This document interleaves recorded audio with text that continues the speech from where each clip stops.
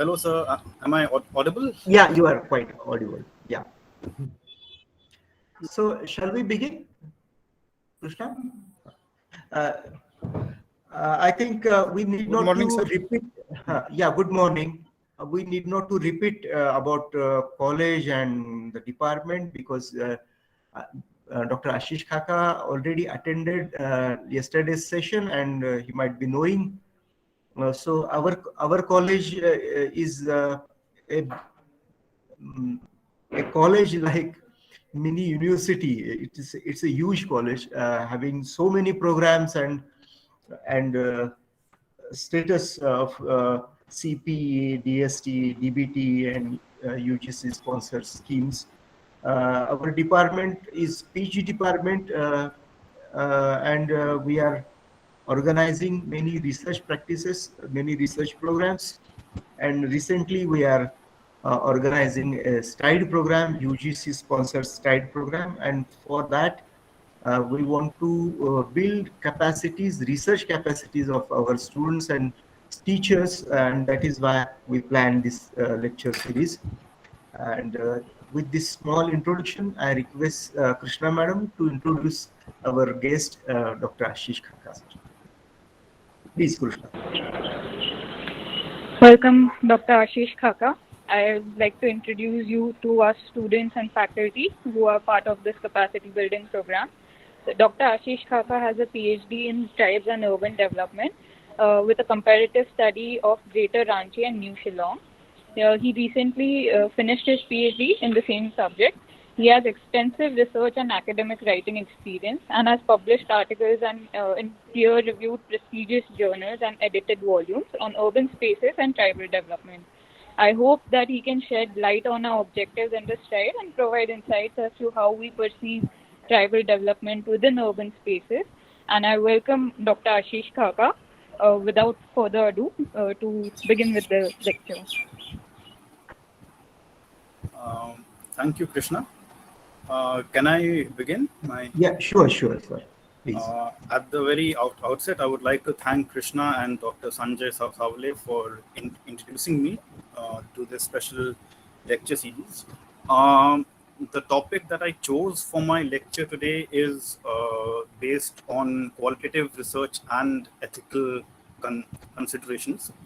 I just want to say that I'm not very fluent in Hindi, so I will try to speak in English and Hindi wherever it is possible.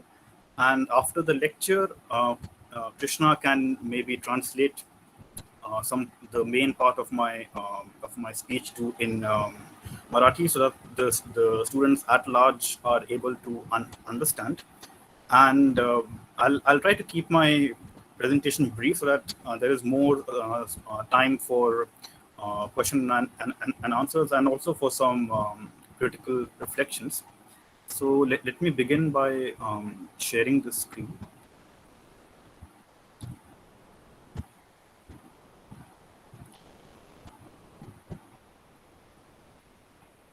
Krishna, is this visible?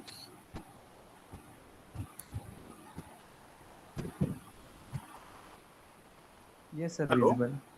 Okay. Is it? You can see this, right?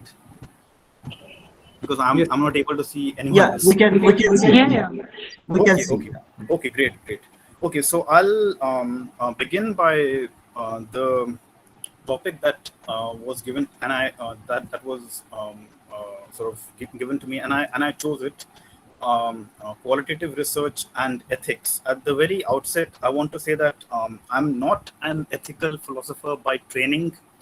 I have been trained in development studies with a sociological perspective, but I feel that ethics for me is something very, very important, and I will be sharing about that later on in my presentation. I feel that ethics is one of the most undervalued aspect of research, but it is one of the most important and critical aspects of research. So the way I have structured today's presentation is in three broad parts. I will be giving sort of a brief introduction to research because I don't want to jump directly into ethics. I'll be first giving a brief, broad outline of what research entails. I'll go to some of my own personal reflections from my field. What were the challenges that I faced while doing field work, and what were the ethical considerations that I had to take into account. Sorry, sir, while voice is not coming. Hello. Yeah, you're audible. Okay. Okay, I'll just hold the mic here. After that, I'll be going to my own field experience and just seeing that, just sharing and reflecting upon the challenges which I faced during my field work, and the various ethical considerations that I had to in engage with while I was doing my field work. And then I will come to the broader ethical aspects of research, and how is ethics part and parcel of research practice, and how it will be helpful for the for students and scholars who are engaged in qualitative research, and especially since most of you are sociologists or sociology students, how will it be helpful for all of you? So let me begin. What do we mean when we say research? I mean, this is a word that I first got acquainted with while I was doing my master's, and it really did not dawn upon me. The weight of this word did not dawn on me till I was not till I did not enter my MPhil, when I was actually doing my first field-based research. But to give a broad outlook, what research actually means, it begins with a problem.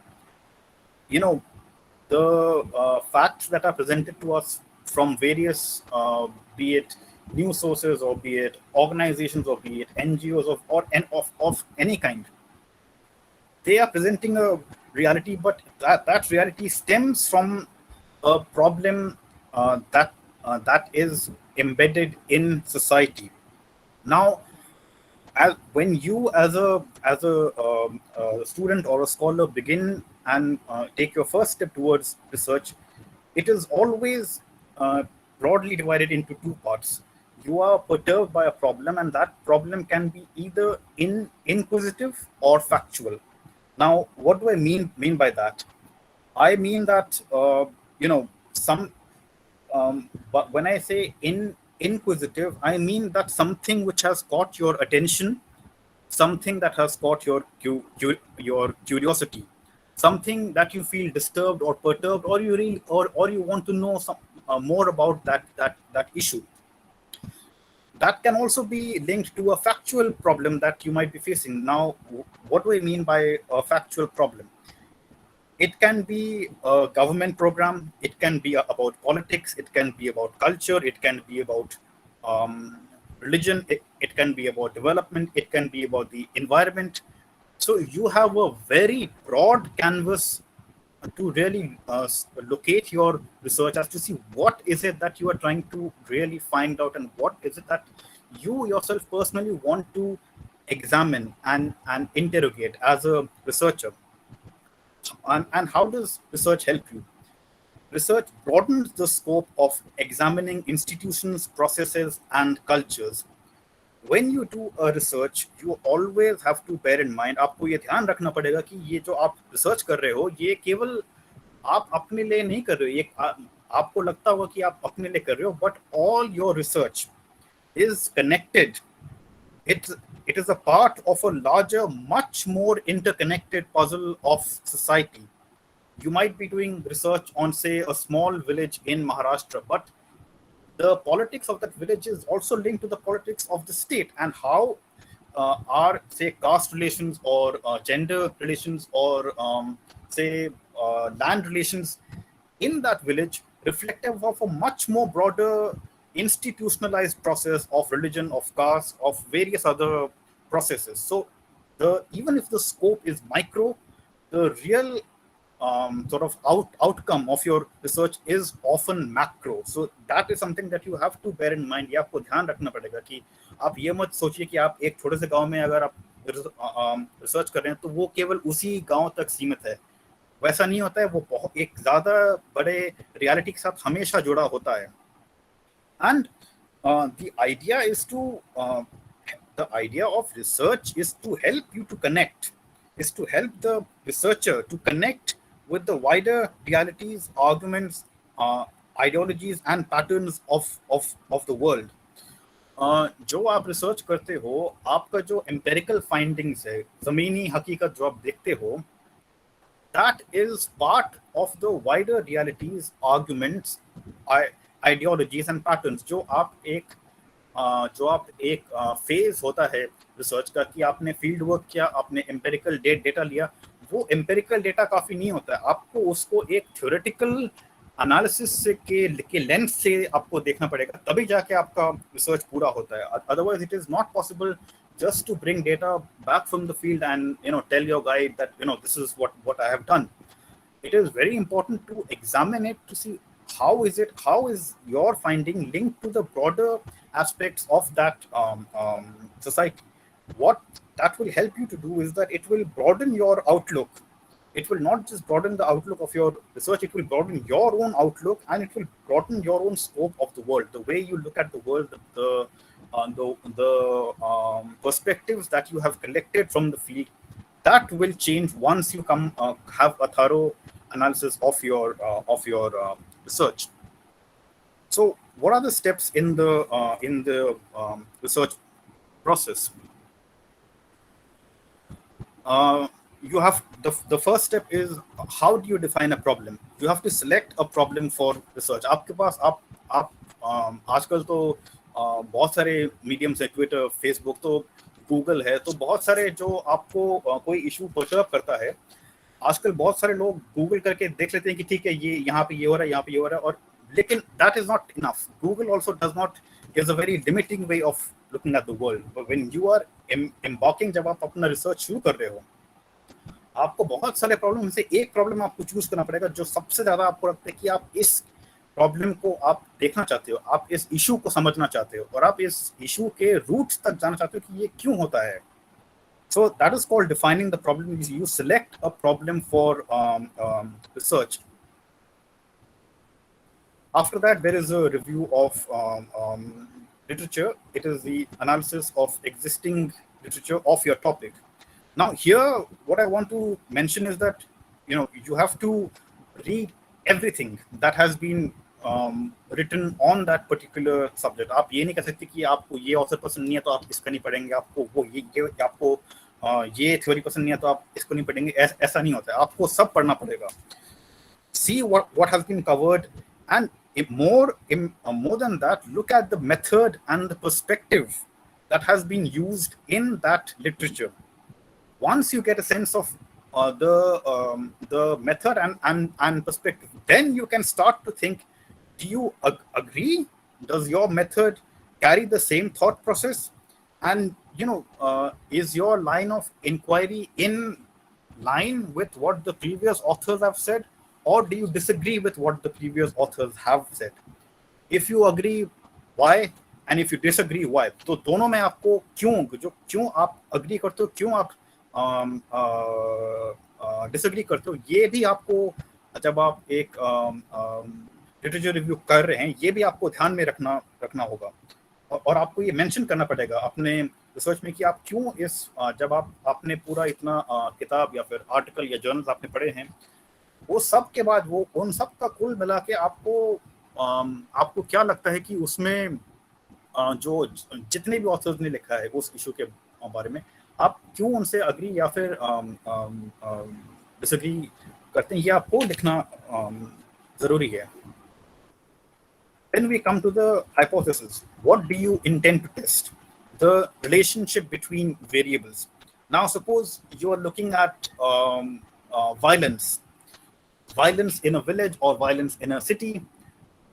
To add one more layer to that, you are looking at communal violence.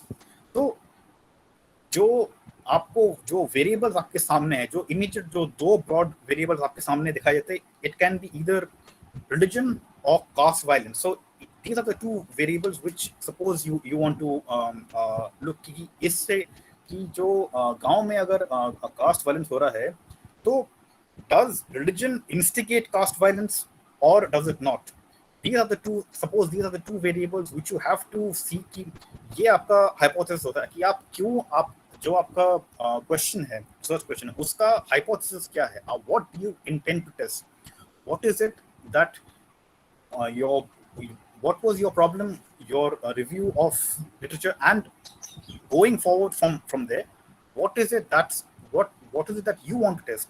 Here your role comes more sharply into the picture. Then you Hi, have the Ashish, just a second.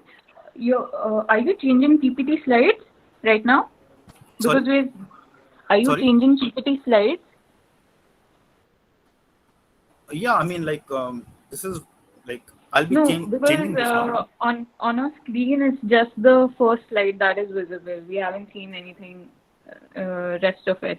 Okay, okay. Just a second then. Is it visible now? Just a moment. Or shall I send it to you? You can send it to me. You can, just send it to me. You can keep talking. Just send it in the meanwhile. I'll pull it up. Okay. I'll just I'll just send it and then I'll maybe. Sure. No worries. Just give me. Yeah, I'll just. Sorry for this. I don't know why it is not. No worries. Yeah.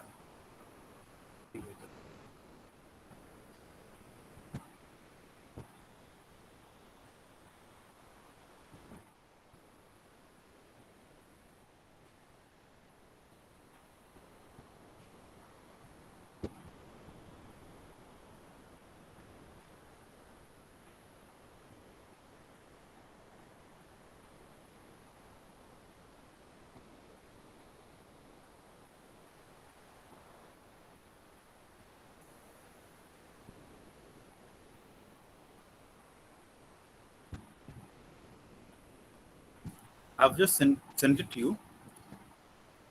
All right. Just Okay, give I'll me just 2 minutes. Yeah.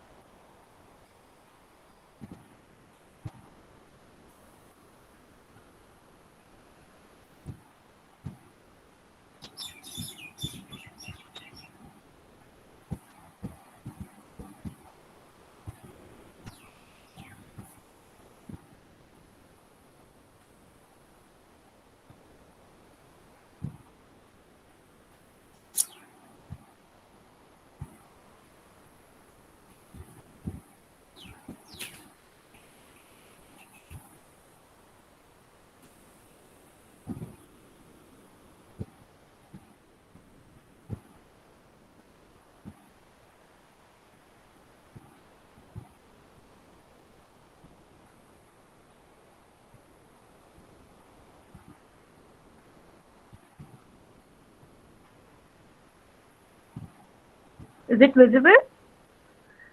Yeah. Can you go to the third slide? Sure.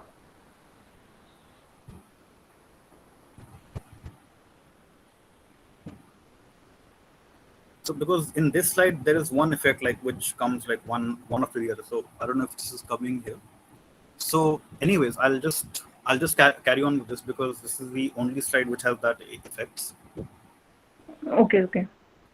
So I was at I just finished hypothesis. So इसके बाद we come to research design. This is something that you're all familiar with. You have to pick you have to choose a research design by which you can carry out your research. It can be ethnography, experiment, survey, observation, or secondary sources. And once you've done that, you come back from your field, you start to you conduct your research, and then you start analyzing your findings. That what is it that your field has told you? Like your field, in sociological tradition, field has been given the highest value because that's where your realities are, and your perceptions are often challenged and are enriched by the diverse set of uh, realities, conflicts, perspectives that you often face and you often encounter in the field. So that is where you really start to analyze that.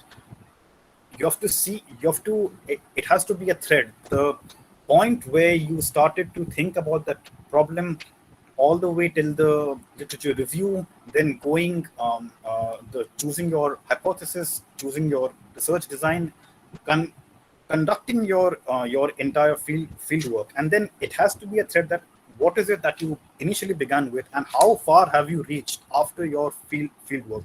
That thread has to be very clearly defined in your mind as you are doing your research. It is an evolutionary process, so it should evolve in your mind that the problem that you began with and where you have reached it, sometimes it can be two very different points, but that you should not lose the common thread of inquiry that you initially began with.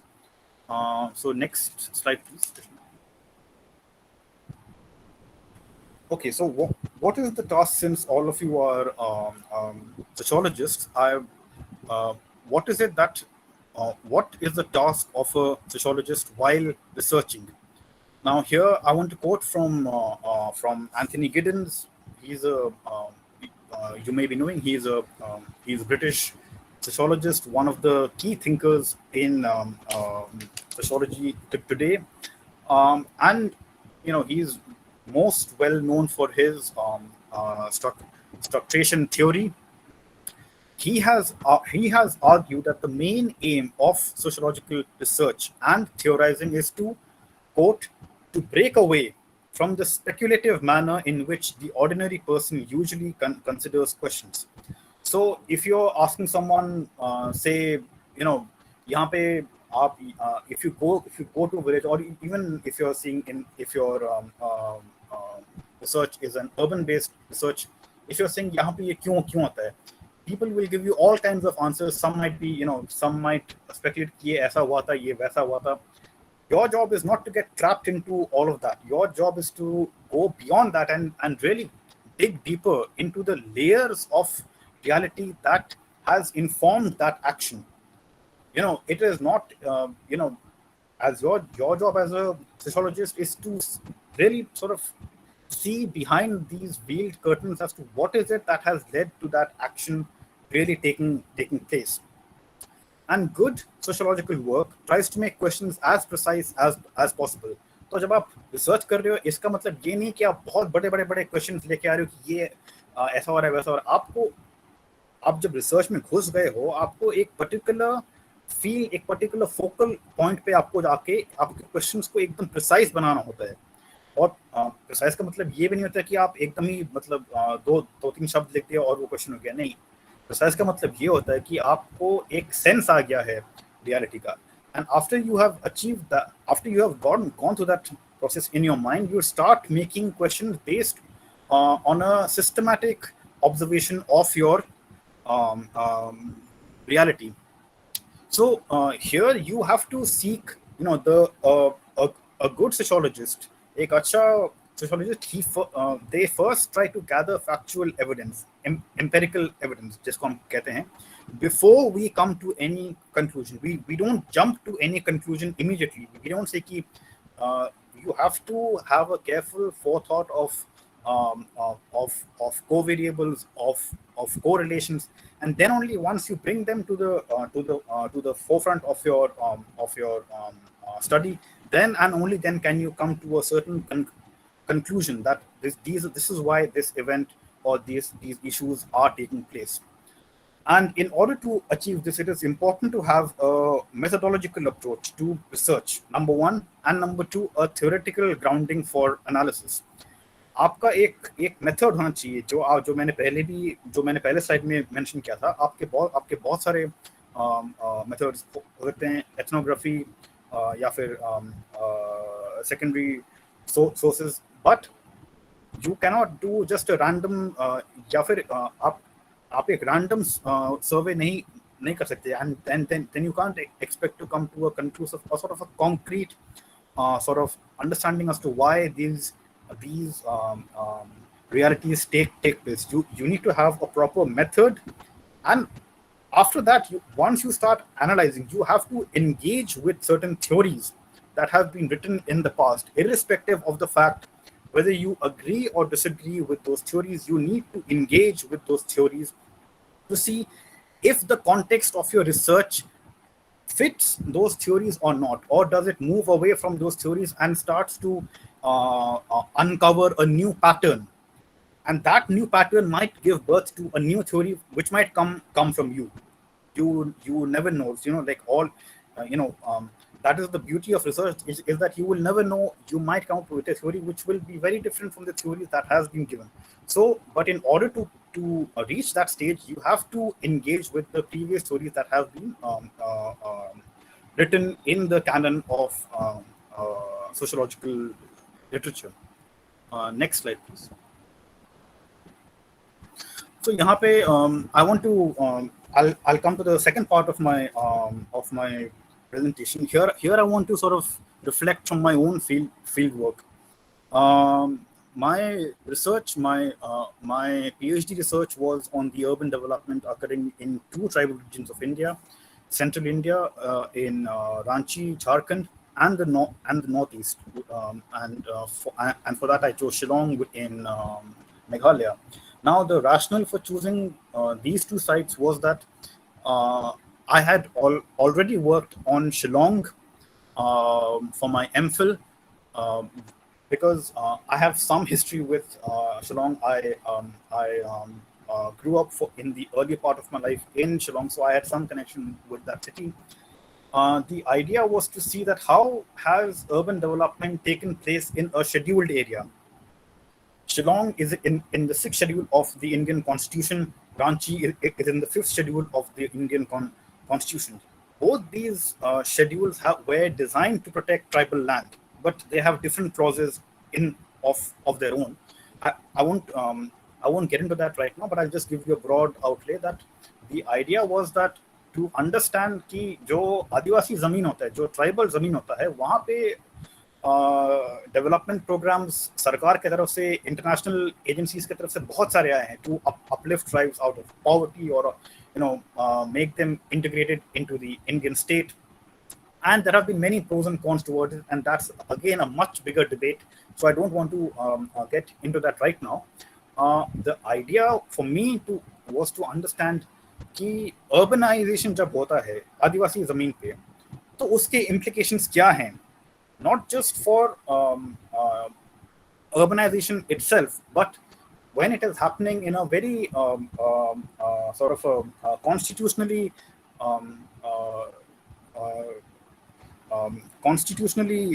demarcated zone, कि इस जमीन पे आप इस area पे आप जमीन उतनी आसानी से नहीं ले सकते हैं. What are the implications when urbanization, which is dependent on land, takes place in that area? And my findings were very sort of diverse. I had to engage with land alienation, corruption. There were multiple scams.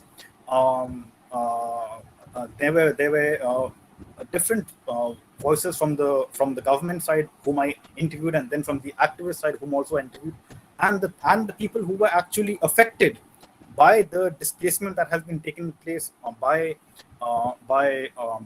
urbanization. So for my main field work, ये मेरा PhD था, तो मुझे थोड़ा सा ज़्यादा time spend करना था. For my main field work, I spent over a year in total on my two sites. From April 2018 to April 2019. It was an in-depth ethnography and I took a lot of interviews of various people from both the regions. But one thing that I kept in mind was that I have to bring out the voices of the community, because आप अगर research भी कर रहे हो, आपको लगता है कि आपका रिसर्च है, बट अल्टीमेटली आप you have to be sensitive to the person whom you are interviewing. आपका रिसर्च, आपका थीसिस में आपका नाम आ जाएगा, लेकिन जो थीसिस में जो कहानी है, वो कहानी आपका नहीं है, वो कहानी किसी और का है. So the ethical here, I want to get into ethics over here. My main ethical concern was that I should not impose my own views upon what is being what has happened on those two sides. It is important for me as a researcher to bring out the voices of the tribal communities who are the most they are the most exploited section of Indian society. And if a certain um, development is taking place on their land, how can I, as a researcher who also belongs to a tribal community, can really bring out and sort of discuss it in my own thesis. That was my ethical consideration when I went for my research, and also during the time when I was writing my thesis. So next slide, please.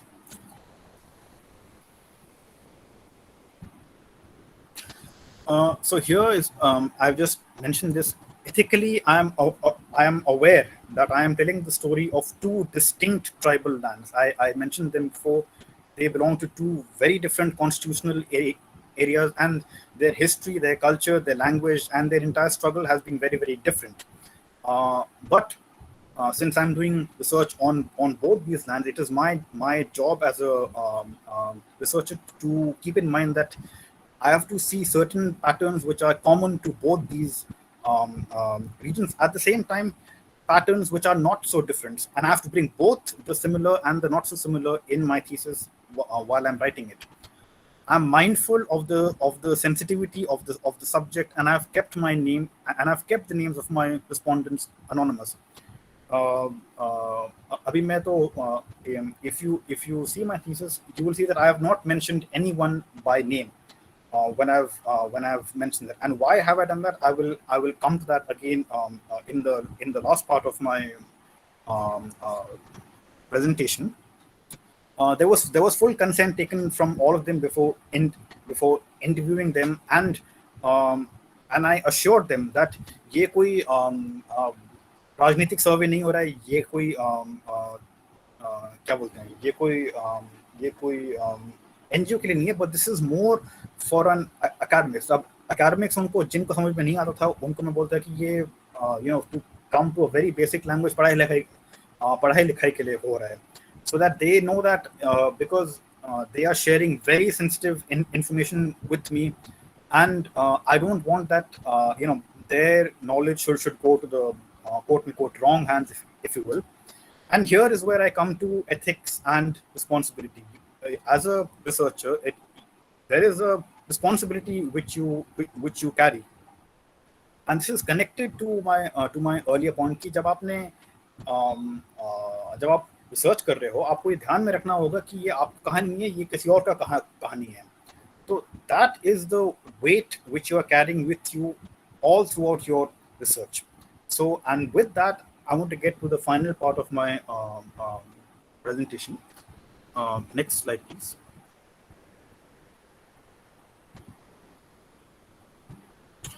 What is ethics? I've been talking about ethics in the context of my research, and here I do want to get a little more deeper into what does it actually mean. For me, and I mentioned this before कि मैं एक कोई ethical philosopher नहीं हूँ, लेकिन ये मुझे लगा कि मैं जब अपना MA कर रहा था, MPhil, PhD, तो बहुत सारे लोगों को मैंने देखा कि जो ethical, जब वो अपना thesis में ethical consideration लिखते हैं, तो वो they stumble and they are not able to write a lot as they are writing their thesis. और ये मुझे भी लगा कि ये बहुत ही important part है research का. That is why I've written it here, that it is one of the most undertaught and undervalued aspects of research. बहुत लोग इसको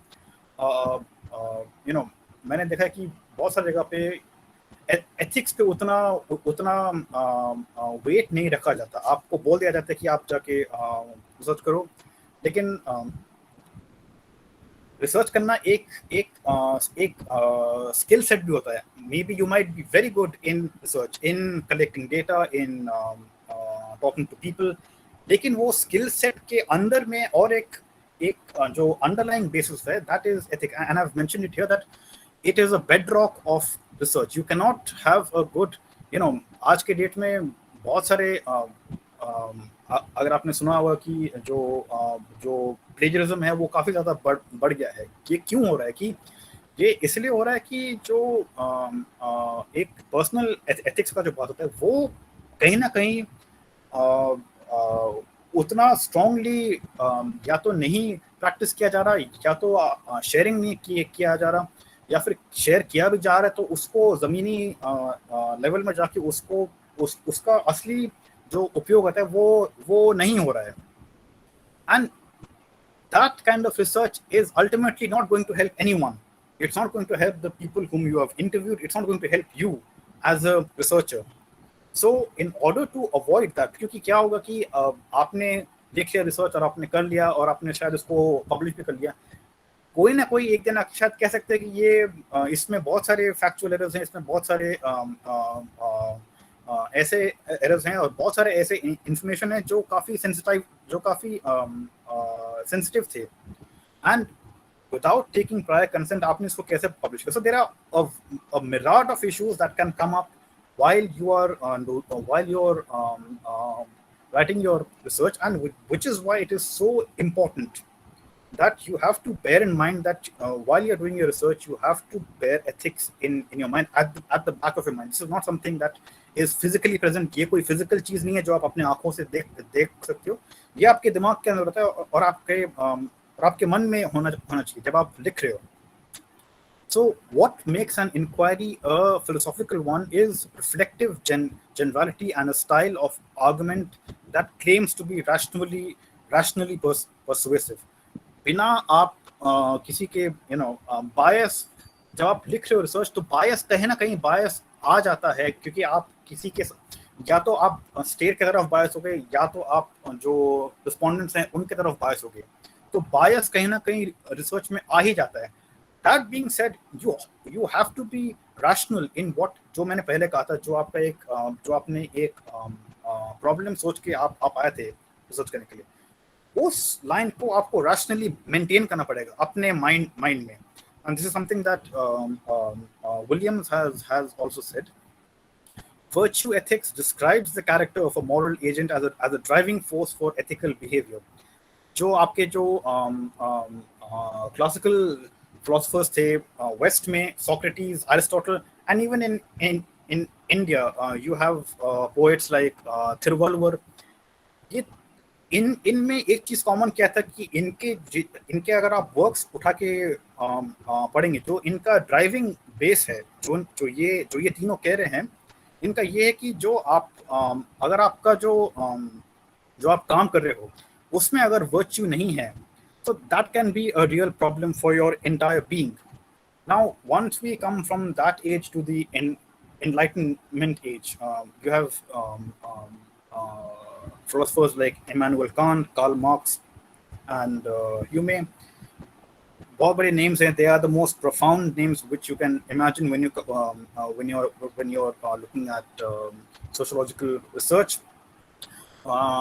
लेकिन इनमें भी एक Karl Marx is considered to be the biggest sort of sociological thinker, and with good reason. उन्होंने जो theory दिया है class का and the whole sort of broader divide between bourgeoisie and proletariat, वो अभी भी कहीं ना कहीं valid है. बहुत लोग उससे capitalists might completely disagree with him, लेकिन the fact that they are disagreeing with him, they know that उसने जो कहा था स्ट्रक्चर के बारे में, समाज के स्ट्रक्चर के बारे में, वो कहीं ना कहीं वैलिड है.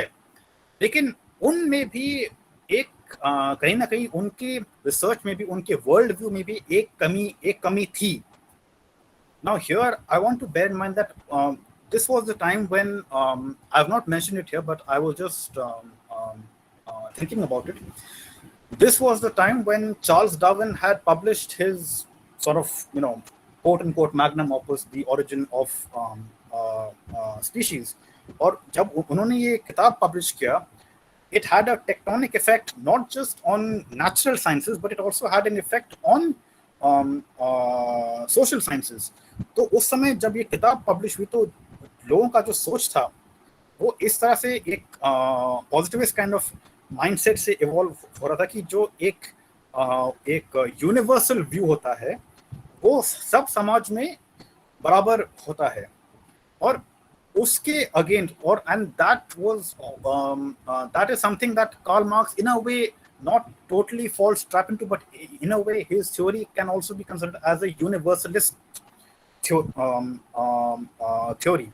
But as we come to the 20th century, ये जो थॉट प्रोसेस था, इसको काफी सोशियोलॉजिस्ट ने इससे डिसएग्री किया, इसको काफी क्रिटिक किया, and we find that in the 20th century there has been a shift from understanding reality from objective standards, मतलब एक universal positivist standard से there has been a shift to a relativist account based on cultural norms. Sociology में एक term है जिसको हम कहते हैं कल्चरल रिलेटिविज्म। तो मतलब आप जो समाज को पढ़ रहे हो वो आपको एक टॉप डाउन यूनिवर्सल व्यू से नहीं पढ़ना, आपको एक बॉटम अप, एक कल्चरल पर्सपेक्टिव से आपको वो समाज को देखना पड़ेगा, और तभी आप उसको समझ पाओगे कि how is that society different from other societies. If you're doing a comparative study, or even if you're not doing a comparative study, you have to understand a society in respect to the culture in which that society has been shaped historically and even till today. And this was written very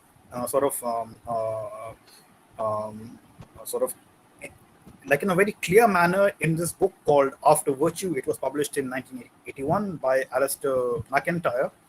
उन्होंने ये कहा था कि जो virtue होता है वो पहले एक यूनिवर्सल फ्रेमवर्क में देखा जाता था, लेकिन अभी हम जो आर्ग्यू कर रहे हैं कि आपको कल्चर, आपको जो सोसाइटी का जो कल्चर होता है, every societies, not even society, every societies have their own different cultures. So आप जब रिसर्च करने जा रहे हो, जो आपका ethical point of view, you have to see that society from the distinct cultural point of view in which that society has been shaped. This can also be seen as a Weberian argument. कि Max Weber कहता है कि if you read his book the Protestant Ethic, वो कहता है कि capitalism जो है, जो कार्ल मार्क्स कहता है कि पहले जो किसान थे वो अपने किसान को छोड़ के शहर में आए, शहर में इंडस्ट्रीज बड़े हुए, और फिर इंडस्ट्री से कैपिटलिज्म शुरू हुआ. That is a sort of a Marxian way of looking at the origins of capitalism. But Max Weber completely disagrees with that and says that the reason why that happened was that most of the farmers who came to the cities were Protestant, not Catholics. और जो Protestant का जो ईसाई धर्म में जो एक broadly Catholicism and Protestant जो होता है, जो Protestant ethic था, जो मैक्स वेबर ने जो यूरोप में जो उस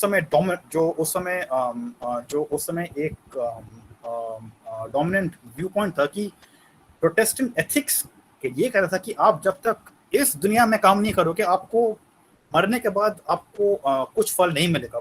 और काम, एंड दैट वर्ड काम translates into capitalism in his own in that book. So that is also an example of how you see cultural relativism, and in that context your ethics becomes important, that you should not be trapped in a universalist frame of mind, but you should be very clear as to seeing कि एक समाज कैसे operate करता है, उसका cultural background क्या है, उसका रिलीजियस बैकग्राउंड क्या है.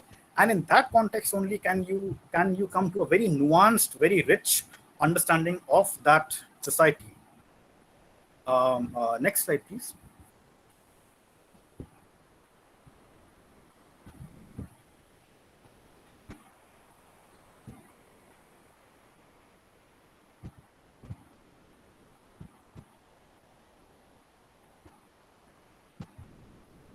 Is it visible?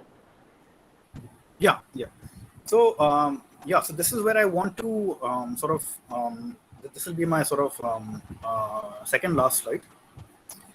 So here I want to stress that you know हमने इतना बात किया है ethics का, और and this is something else I've mentioned that ethics आपको कोई बोलता नहीं है research में कि आपको you have to maintain a sort of ethical standard, लेकिन ethics एक internalized value है, and that value comes into practice while doing qualitative research. In the backdrop, in the context of what I've just said, there are certain things which you have to bear in mind when you are doing your research. Trust, confidentiality, avoidance of error, no fabrication or falsification, position of privilege, epistemic position, nature of narrative in critiquing theory, and after your research is done. इसका मतलब ये नहीं होता कि आपने thesis लिख लिया और आप और MA में शायद आप कर सकते हैं ऐसे, लेकिन जब आप आगे जा रहे हो for those who want to pursue higher studies, MPhil or a PhD, there is one more aspect of research, that you have to reconnect with your respondents after your research is done.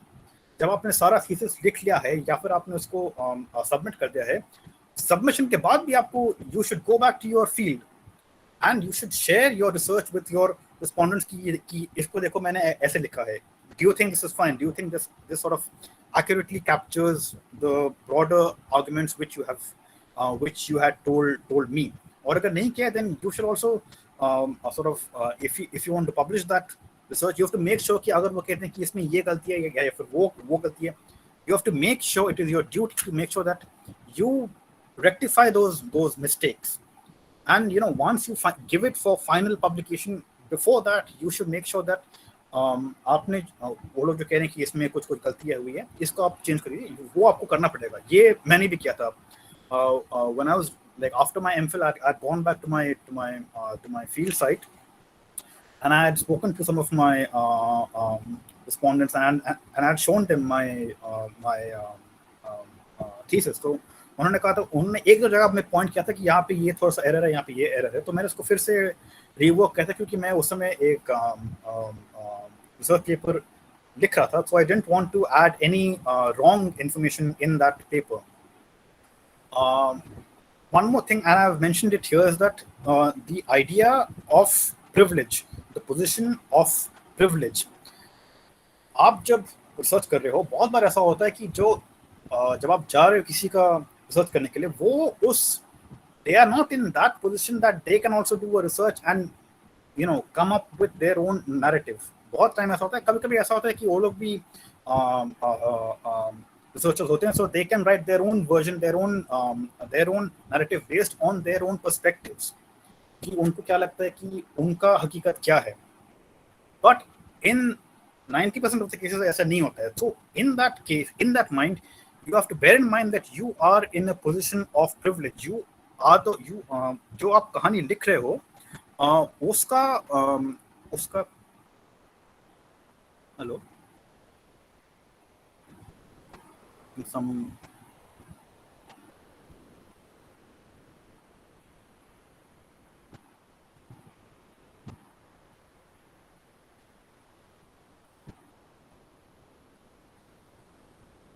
yeah thanks. तो आप जो research कर रहे हो, बहुत बार ऐसा होता है कि you have to bear in mind that आप जो लिखने वाले हो अपने पेपर में या फिर अपने थीसिस में, you are in a position of privilege, not just social or capital privilege, but आप जो knowledge produce करने वाले हो, एक जो epistemic position आपका होने वाला है, that is something that will inform your writing, and even in that granular point of view, you have to bear in mind कि आप जो लिखने वाले हो, जो आपका narrative होने वाला है, that should not be a fabrication or a falsification of what you have been told in your field. And there is an advantage of being ethical in your research. I mean, the idea is that okay, apart from being honest in your research, another advantage जो मैं देखता हूँ कि you can, if your research is honest, you can critique the existing theory. जो theory बहुत सारे होते हैं थ्योरीज, तो अगर आपको लगता है कि आपका फील्ड बेस्ड रिसर्च बहुत ही अलग रियलिटी या फिर पैटर्न निकाल के दे रहा है आपको, you can use that research to argue against the older theories that have been there for a long time. इससे आपको कोई नहीं रोक रहा है, and this is something that you should do as a researcher. Your research should be such that you are able to have a dialogue with previous theoretical arguments that have been made on that same field. And with that, I'll come to the last slide. Krishna, next slide, please.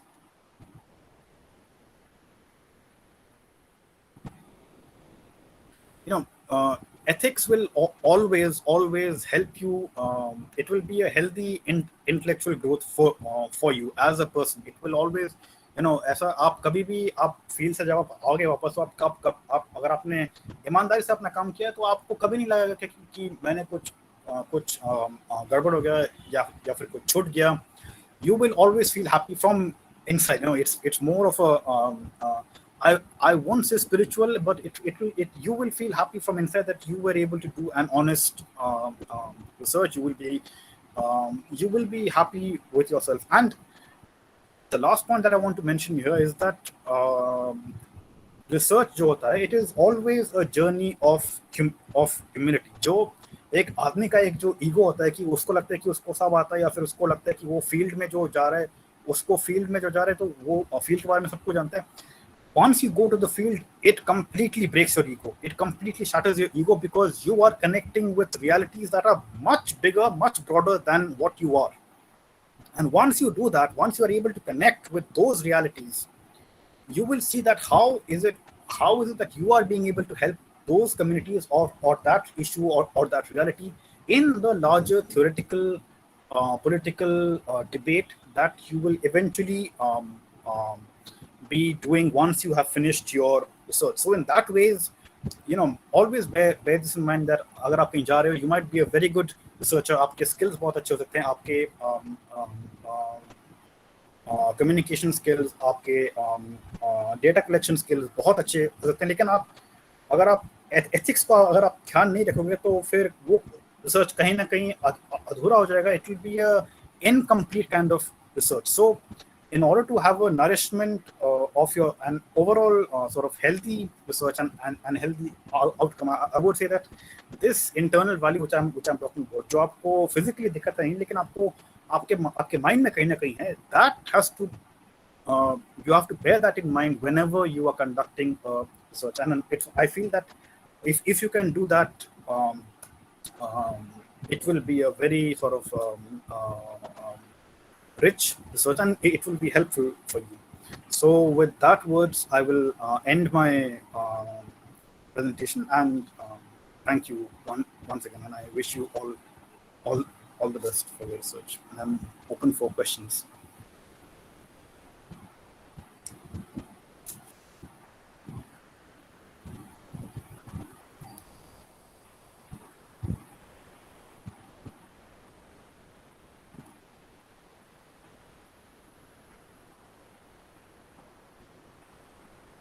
Krishna, I can't hear you.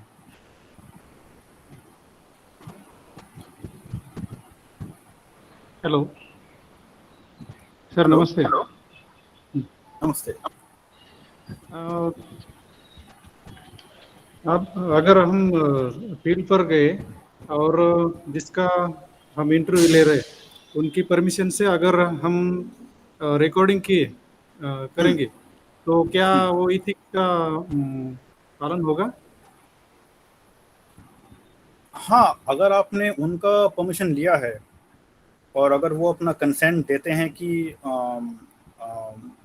आप recording कर सकते हो, तो I feel कि it does come in the ambit of ethics. क्योंकि मैंने भी recording किया था जब मैं गया था अपने फील्ड में. तो जो मेरे रिस्पोंडेंट्स थे, और उन्होंने just on a lighter note, उन्होंने मुझे एक ने मुझे कहा था, मेरी आवाज़ भी आएगी क्या रिसर्च में?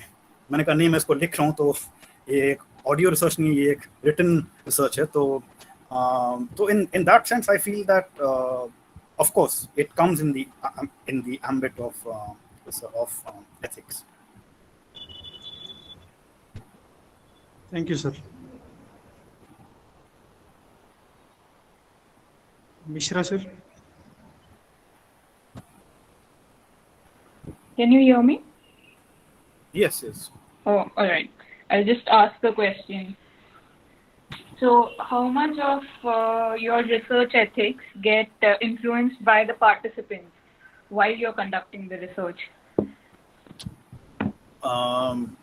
By that you mean the like the participants? You mean the social condition of the participants? Is that what you mean? Yeah. Like any way it's possible. You have a very good theoretical understanding of what ethics should be, research ethics should be, but on field it may get influenced, Yeah. is what I presume. So how much of it was a challenge while you were conducting your research? Okay, let me draw from my own experience. कुछ ऐसे information मुझे मिले थे जो बहुत ही sensitive थे, बहुत ही confidential थे, and not just relating to the developments in the contemporary period, but also the past developments, going back all the way to the previous century. So I found certain documents which were, which had never been published before. और ये कुछ activist के साथ मुझे मिले थे, और मैंने उनको पूछा कि अगर मैं इसको लिखता हूँ या फिर इसको मैं पब्लिश करता हूँ, will you have any problem? So they said, we might not have any problem, but the politicians might have a problem, because there are certain things which they don't want to come out, because narrative को भी control किया जाता है development में कि किसका narrative सही है, स्टेट का नैरेटिव सही है, कम्युनिटी का नैरेटिव सही है. तो there you have to walk a very it's a very thin bridge which you have to cross. You have to take a decision. Ethics is not just about conflict inside. Ethics is also about taking a decision कि आप किसके side में खड़े होगे, and not just खड़े होगे, आप एक बार आपने उसको लिख लिया, you should be able to do defend it. So in that way, once I had the, और मैंने जब भी लिखा कुछ रिकॉर्ड किया, I always showed them at the end of the interview मैंने ये लिखा है. So it was a sort of a transparent process. At least I think it's a transparent method which I adopted कि मैंने ये लिखा है और मैं ये लिखने वाला हूँ. I mean, I will add a sort of theoretical analysis, ये वो थोड़ा सा मैं इसको और मोटा करूँगा बाद में, लेकिन जो मेन सब्सटेंस है, जो मेन मसाला है इसको तो वो मैंने लिखा है. आप इसको आप देखिए ये ठीक है कि नहीं.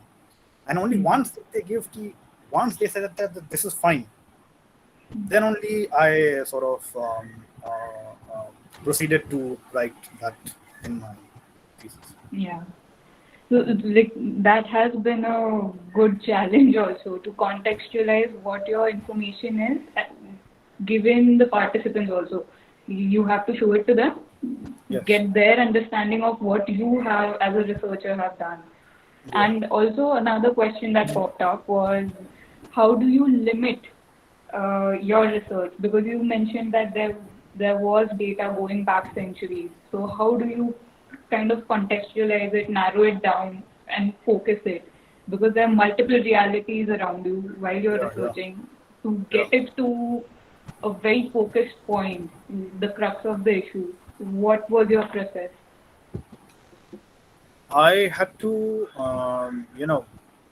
my first drafts were very messy because I was trying to connect how do I actually connect the various linkages. Then I realized that there is a common theme that is running in the British period as well as in the post-British period when it comes to certain policies, certain developments, certain trajectories. So I was able to write that in a thematic manner. I chose certain themes. What are the common themes that are running that are common across time? say across 30, 40, 50 years.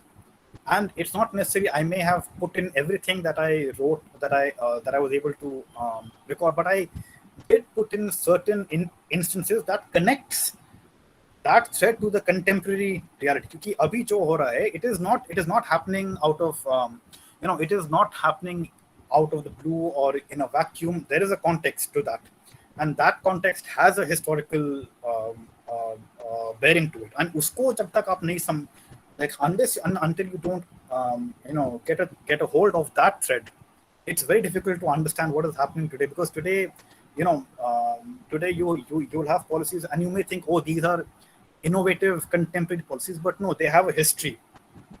So it's important to understand that link which connects history with.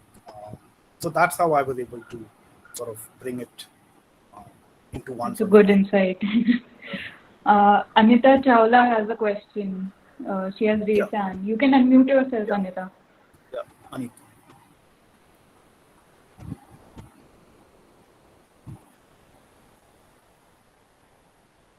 Anita, do you have a question?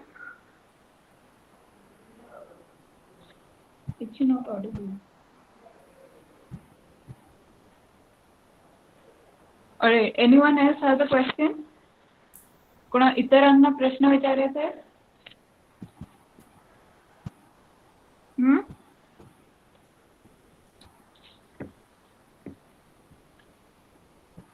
Would you, Ashish, would you like to mention any particular challenges you faced while conducting your research?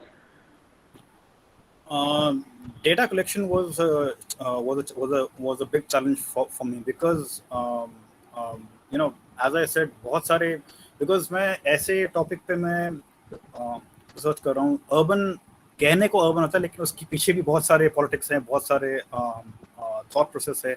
और land को लेके specially आदिवासी ज़मीन पे आप जाओगे, tribal ज़मीन पे आप जाओगे, तो बहुत ही सेंसिटिव इशू होता है. It's a very sensitive issue. There are most of the tribal revolts in this country have been associated with land.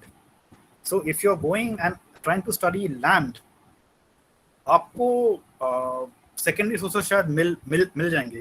You might be in some library, or some activist might be having it, some informant whose father or mother or grandfather or grandmother were part of the process, उनको शायद उनके पास कुछ होगा तो आपको दे देंगे. लेकिन जो contemporary data है, आपको गवर्नमेंट ऑफिस में जाना है, आपको कहीं से आपको जो अभी का डेटा चाहिए, जो कंटेम्प्रेरी डेटा चाहिए, that was a challenge for me because a lot of people were initially hesitant कि it's almost like a very well guarded secret कि इसको किसी को नहीं जाना, ये केवल स्टेट या फिर गवर्नमेंट इस डेटा को यूज करेगी.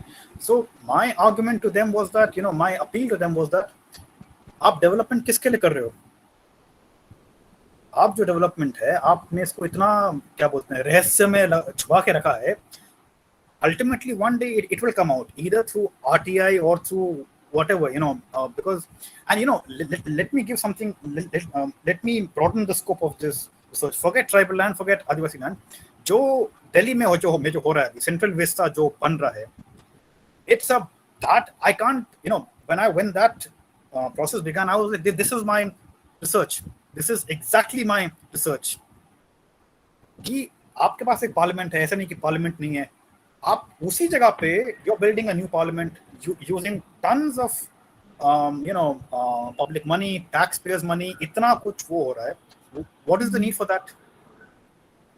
Because my field was very very similar, because there were new buildings being made which जिनका जरूरी नहीं है बनने को. आप क्यों इतना पैसा खर्च कर रहे हो? What is the logic behind that? तो जो उसमें जो अर्बन डिबेट होते हैं कि बिल्डिंग पुराना हो गया या फिर ये टूट रहा है, वो टूट रहा है, ये जो these are the kind of arguments which is given कि या फिर कोई आप अगर सिटी को देख रहे हो तो वो लोग कहते हैं कि सिटी में पॉपुलेशन बढ़ गया है, इसलिए हमको एक नया सिटी बनाना होगा. Forget buildings, they were thinking, they are planning of an entire new city. तो उसके लिए जमीन ले रहे हैं, उसके लिए फिफ्थ शेड्यूल का उल्लंघन हो रहा है, सिक्स शेड्यूल का उल्लंघन हो रहा है. So when I was trying to get data regarding that was a challenge for me कि how do I make sure that I I get access to that data. So that was a big challenge for me. And I'm sure any activist in Delhi, even if I go and ask ki Central Vista kyun mein ban raha hai, I will be given the same answers and same questions. I'm pretty much sure of that. And abhi main jani because it's COVID and there are all kinds of protests happening over there. But I do want to go and see ye kyun ban raha hai. And I'm pretty sure I will be given the same answer for that.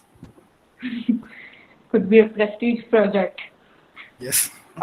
Yes, most of these are actually prestige projects. जो urban के नाम पे बहुत सारे prestige projects जो लाते हैं, they are basically trying to acquire as much land as they can, और कुछ नहीं. So eminent domain kind of concept. Yes. Yeah. Anita Chawla has a question, which is, while recording person becomes conscious, the talk will be different. Without the information, if we record, the talk might be different. So have you encountered such a problem? I did. I mean, but I made sure कि अगर मेरा recorder, one simple thing is to, if they have given the consent, आप उनको बोलो कि don't think about that recording device, be it a recorder or a camera, उसको आप कहीं कोने में रख दो and say कि just talk as if you are talking to me. आप वो recording कर रहे हैं क्योंकि you have to take them into confidence. कि I'll give an example here. I met one very senior person. He must be late 80s, early 90s. He had met Nehru in Jharkhand, and Nehru had promised him that आदिवासी जमीन कभी नहीं जाएगा.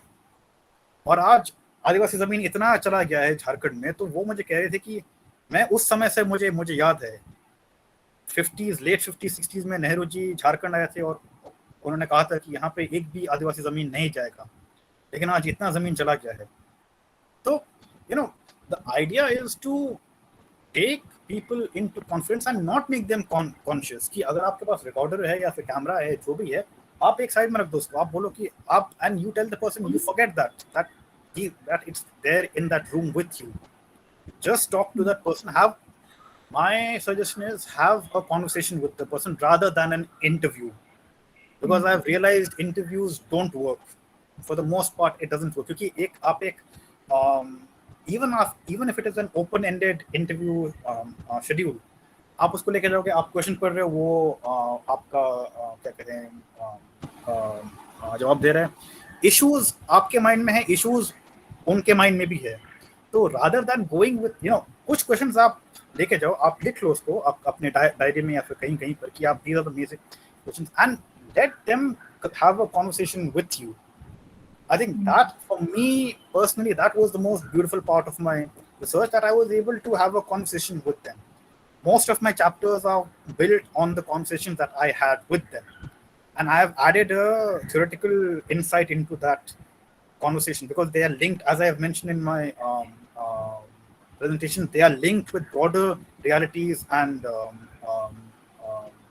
development projects, policies. So वो सबको वो आपको बाद में लिंक करना पड़ेगा, लेकिन at that point my suggestion to would be to have an open-minded and open-hearted conversation with your respondent. Right. Anyone else has a question? किसी को सवाल पूछना है, कोणाला वेगळा प्रश्न विचारायचा आहे?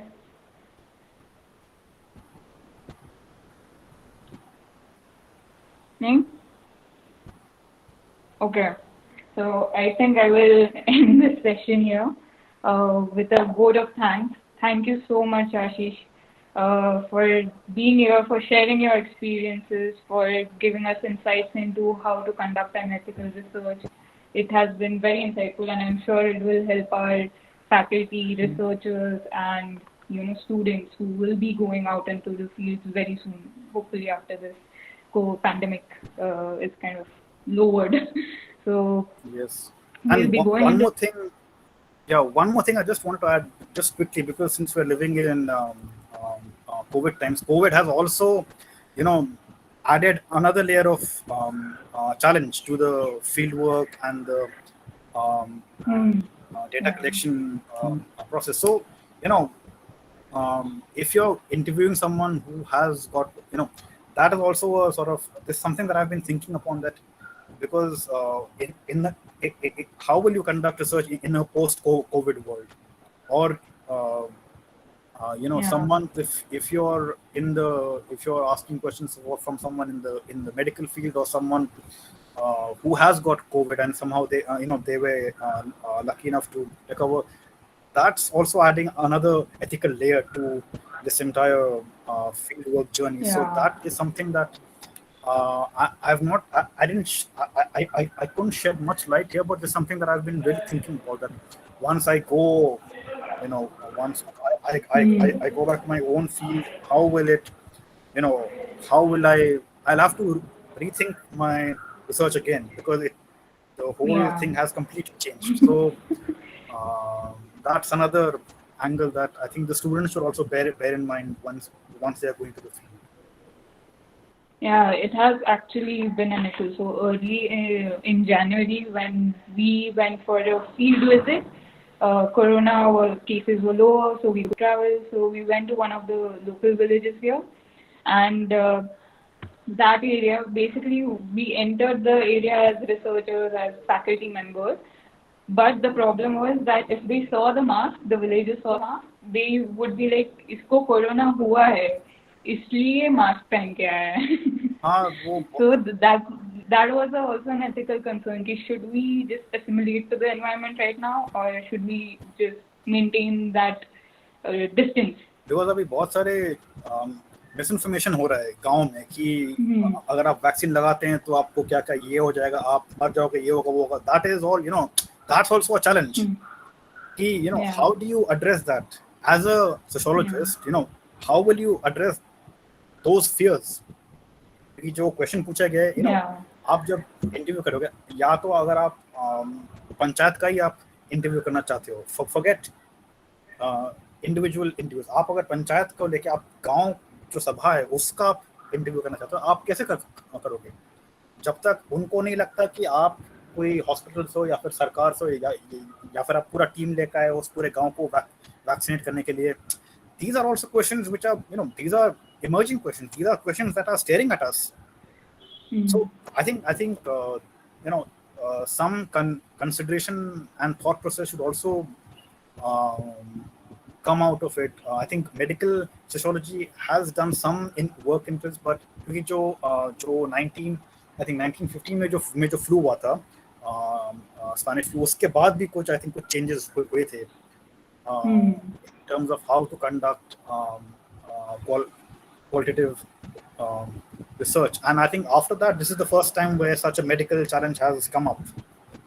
So that is also a layer of sort of understanding that how do you conduct research in such tough times. And forget that mask पहना नहीं पहना, जो फियर है लोगों में, गांव में, कि ये क्यों आया है यहाँ पे. That is something that is a real challenge. So something that I think we should all be thinking about. Yes, we surely will. We have many ethical concerns while now that we are in a pandemic world and need to research. I will give over to Deepak Shinde sir for a vote of thanks and then conclude the session. Before vote of thanks, ma'am, Dr. Malade sir, please present summary of 6 days lecture series. Dr. Shashi Malade sir. Thank you, sir. Maratha विद्याप्रसारक समाजाचे KTHM college Nashik समाजशास्त्र व मानवशास्त्र विभागातर्फे UGC stride scheme for transdisciplinary research for India's developing economy अंतर्गत special lecture सिरीजचे आयोजन करण्यात आले होते. यात पहिल्या दिवशी दिनांक 25 जुलै 2021 रोजी प्रोफेसर श्रुती तांबे, समाजशास्त्र विभाग प्रमुख सावित्रीबाई फुले पुणे विद्यापीठ पुणे यांचे व्याख्यान झाले. त्यामध्ये गुणात्मक संशोधन का करायचे, प्रत्यक्षवादी म्हणजेच पॉझिटिव्हिस्ट मेथड पेक्षा गुणात्मक अभ्यास कसा वेगळा आहे, तसेच संख्यात्मक क्वांटिटेटिव्ह आणि गुणात्मक क्वालिटेटिव्ह या पद्धतीमधील भेद विविध मुद्द्यांच्या आधारे मॅडमनी स्पष्ट केला. गुणात्मक संशोधन समन्याय इक्विटीसाठी, समान न्यायासाठी तसेच समानता सहिष्णुता ही मूल्य समाजासाठी अत्यंत महत्त्वाची असल्याने त्या दृष्टीने मूल्यांच्या संदर्भात ती रुजवण्यासाठी महत्त्वाची ठरते. आणि हे गुणात्मक संशोधन करताना आपण कोणाच्या बाजूने आहोत याचीही जाणीव महत्त्वाची आहे.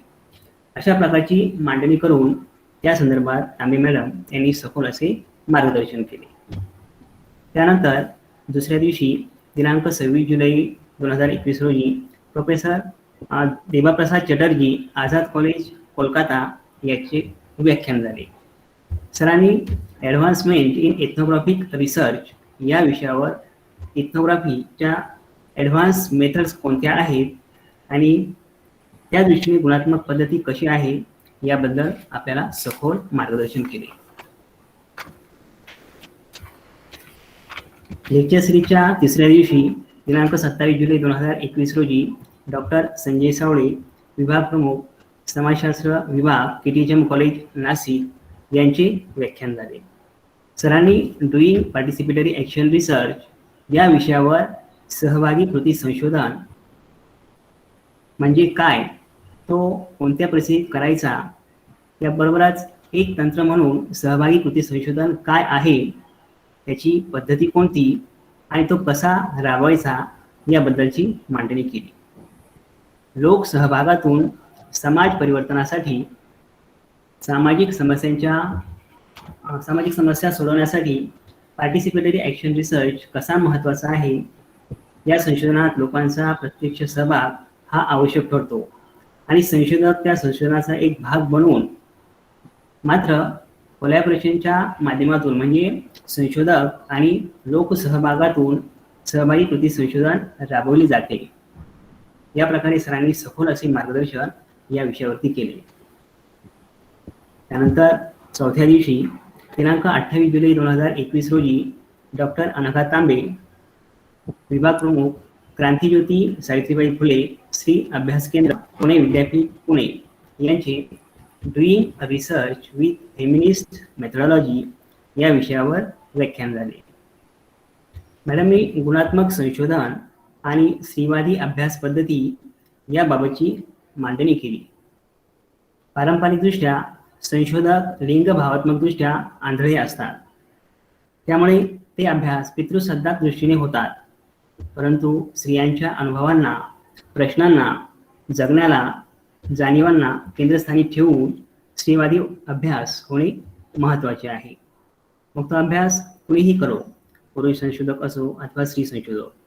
पारंपरिक स्त्री अभ्यासात स्त्रियांचे विश्व एकांगी दर्शवले जाते, तर ते तसे नाही. म्हणूनच यासाठी गुणात्मक संशोधनाच्या माध्यमातून सामाजिक वास्तव आपल्याला जाणून घेता येते. याबाबत मॅडमनी सखोल असे मार्गदर्शन केले. त्यानंतर लेक्चर सिरीजच्या 5व्या दिवशी दिनांक 29 जुलै 2021 रोजी प्रोफेसर राजेश मिश्रा, लखनौ युनिव्हर्सिटी, लखनौ यांचे critical qualitative research scope and method या विषयावर व्याख्यान झाले. त्यामध्ये सरांनी चिकित्सक अभ्यासदृष्टी काय आहे, ती कशी वापरायची, चिकित्सक दृष्टिकोन म्हणजे काय, त्याची व्याप्ती, तसेच तो कसा वापरायचा याची मांडणी विविध उदाहरणांच्या माध्यमातून केली. सरांनी काही चिकित्सक गुणात्मक संशोधनाची काही वैशिष्ट्ये सांगितली आहेत. त्यामध्ये परिवर्तनासाठी अभ्यास, मुक्तीसाठी अभ्यास, क्रिटिक म्हणजे चिकित्सा, समाजाची चिकित्सा करण्यासाठी प्रश्न निर्माण करावे, उभे करावे लागतील, यात कळीचे प्रश्न, महत्त्वाचे प्रश्न, चिकित्सक दृष्टीने बघणे की ज्यातून power relation, dominance, working class condition, exploitation आपण समजावून घेऊ शकतो. चिकित्सक अभ्यास पद्धती वापरताना समुदायातील शोषित वंचितांच्या प्रगतीचा, विकासाचा मुद्दा येथे महत्त्वाचा ठरतो. लिंग, जात, वर्ग, धर्म अशा घटकांच्या संदर्भात एक्सप्लॉयटेशन, डॉमिनन्स, सबऑर्डिनेशन कसे होते आणि ते कसे दूर करता येईल याचा अभ्यास समग्रतेच्या माध्यमातून सामाजिक, आर्थिक, राजकीय, सांस्कृतिक या सर्व पैलूतून प्रश्न निर्माण होऊन त्याची चिकित्सा करणे गरजेचे आहे. यातून सामाजिक विश्व समजावून घेऊन गुणात्मक चिकित्सक अभ्यास आपल्याला करता येतो. अशा प्रकारे सखोल असे मार्गदर्शन डॉक्टर राजेश मिश्रा यांनी केले. लेक्चर सिरीजच्या आजच्या या शेवटच्या दिवशी अमृता गुप्ता, आझाद फाउंडेशन, दिल्ली यांची qualitative research and social action, social practice या विषयावर व्याख्यान झाले.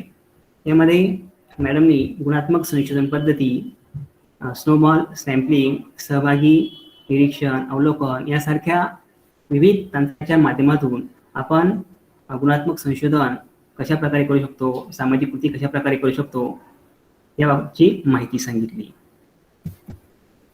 आणि क्वालिटेटिव्ह मेथड वापरताना जी काही टूल्स, साधने वापरली जातात त्याबाबत देखील मॅडमनी सविस्तर असं सादरीकरण केलं. आणि शेवटच्या लेक्चरमध्ये डॉक्टर आशिष खाका, development studies, Tata institute of social science, Mumbai यांचे क्वालिटेटिव्ह रिसर्च अँड एथिक्स या विषयावर व्याख्यान झाले. सरांनी गुणात्मक संशोधनामध्ये नीतितत्वे, एथिक्स म्हणजे काय, संशोधकाला संशोधन करताना ती कशा प्रकारे पाळावी लागतात याबाबत सखोल असे उदाहरणासह मार्गदर्शन केले. कारण संशोधक हा फक्त स्वतःच्या व्यक्तिगत फायद्यासाठी संशोधन करत नसून तो ज्या समाजाचा अभ्यास करतो त्याचाही फायदा त्या समाजाला होणे अभिप्रेत असते. परंतु असे संशोधन करत असताना त्या रिस्पॉन्डरची जी काही नीतितत्वे आहेत, पूर्व परवानगी आहे ती कशी घ्यावी लागते अथवा कसं नीतितत्वे पाळावी लागते याबाबत सविस्तर असं मार्गदर्शन सरांनी या शेवटच्या सत्रामध्ये केलेलं आहे. अशा प्रकारे ही जी लेक्चर सिरीज आहे ती आपण सर्वांनी ऐकलेली आहे. Madam,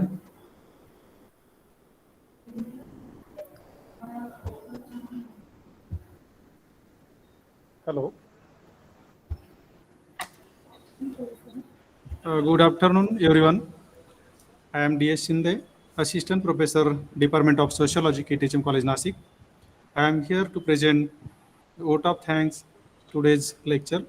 The Department of Sociology, KTHM College, Nashik, organized 6-day a special lecture series on doing qualitative research.